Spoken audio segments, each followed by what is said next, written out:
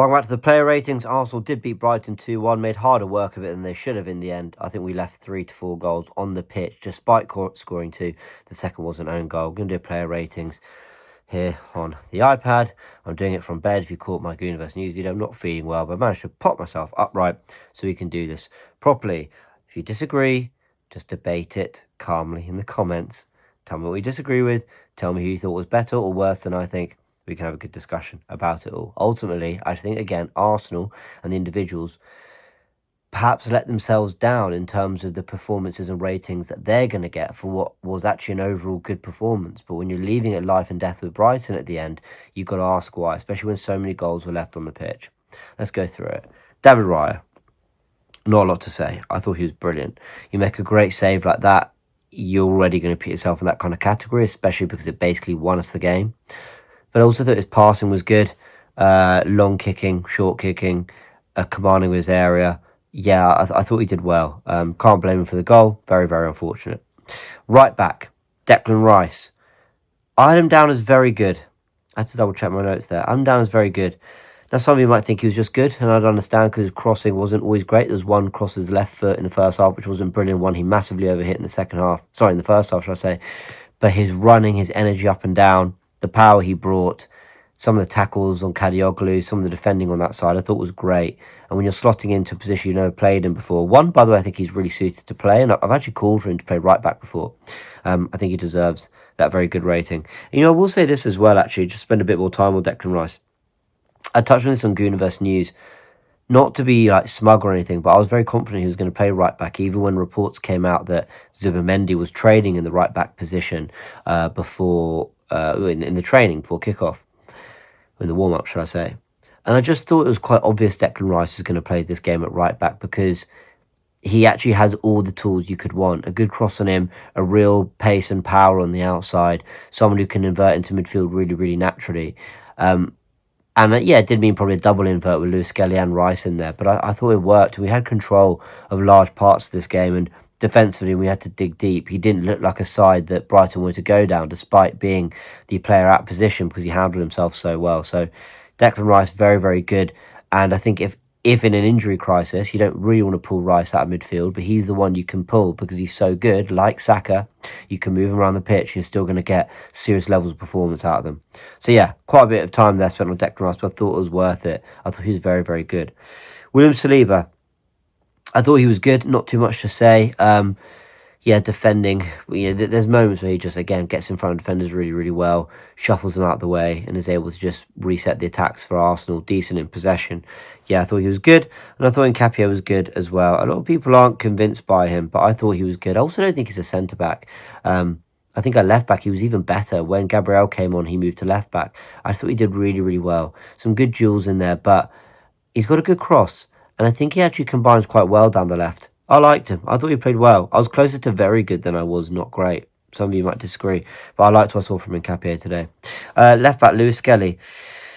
I did have him down as not great. Now, I have to say, this is probably where we deserve maybe a meh category, a fine category.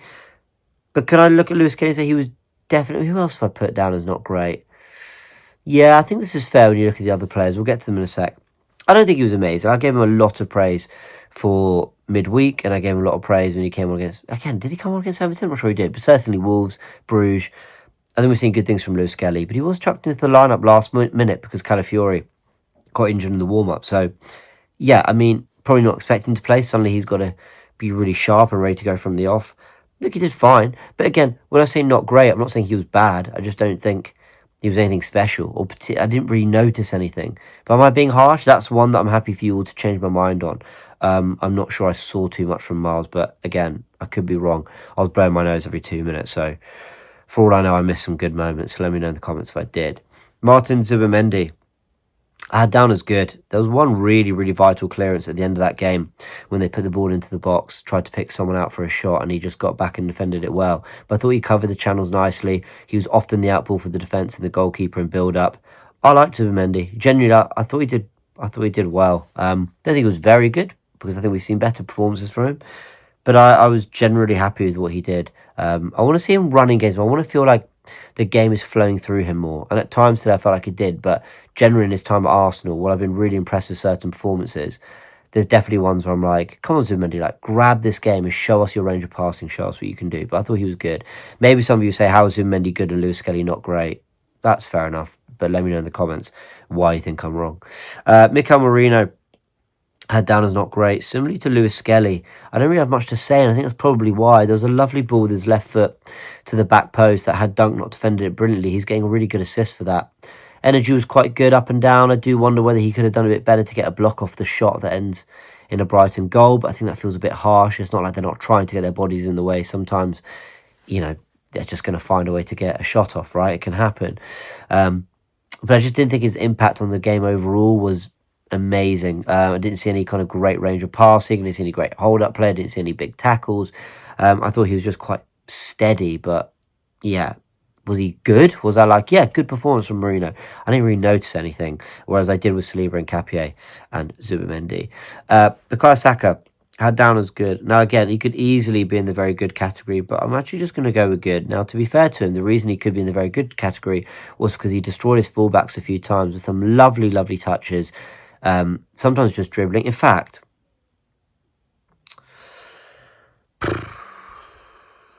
I will move him up. I will move him up to very good.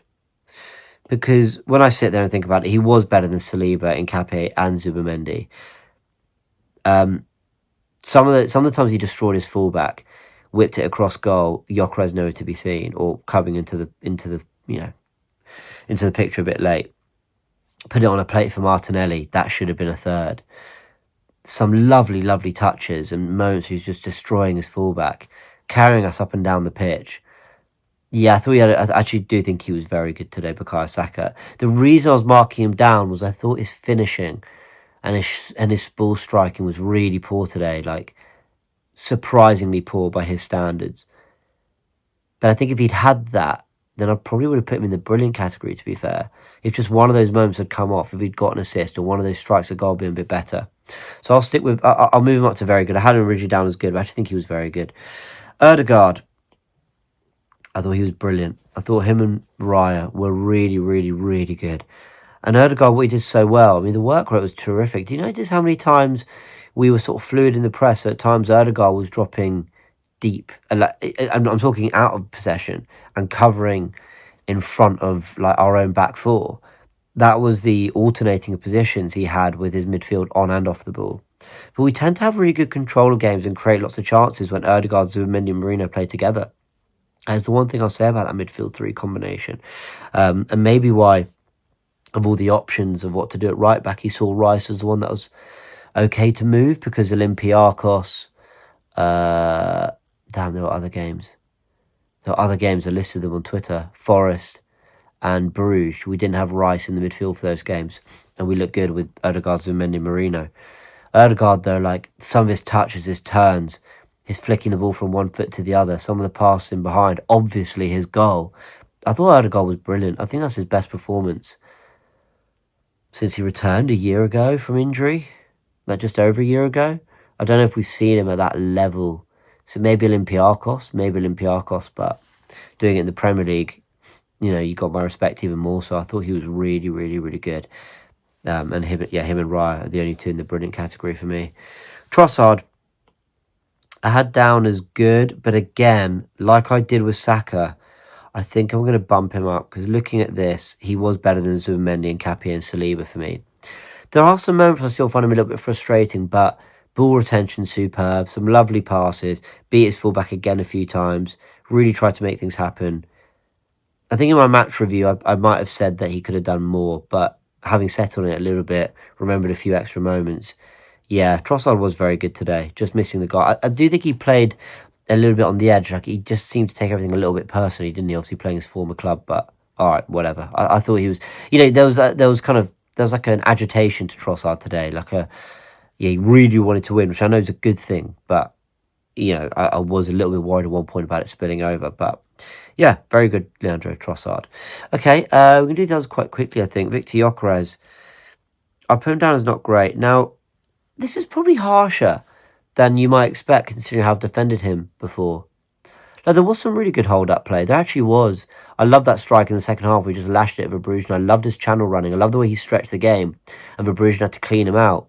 By the way, yellow card's not enough for that. I'm not saying it should be a red card, but this is where I advocate for sin bins in football. But anyway, you know, Gyökeres did stretch Brighton quite a lot and made runs that, again, I felt the team benefited from. But really, really poor finish early in the game from a Trossard pass. Actually, that's another reason Trossard gets bumped up, because he should have had an assist. Gyökeres just he doesn't drill it. He should drill it, but he just sort of side foots at the keeper. Saka squares across goal. He's not there. He should be there. There's another header he sort of flaps at and, you know, he misses. Yeah, he did some okay things, Gyökeres, he did.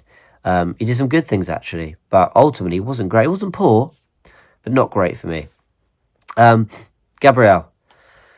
I'll just do the subs really quickly. Gabriel, Gabby Jesus, and Martinelli.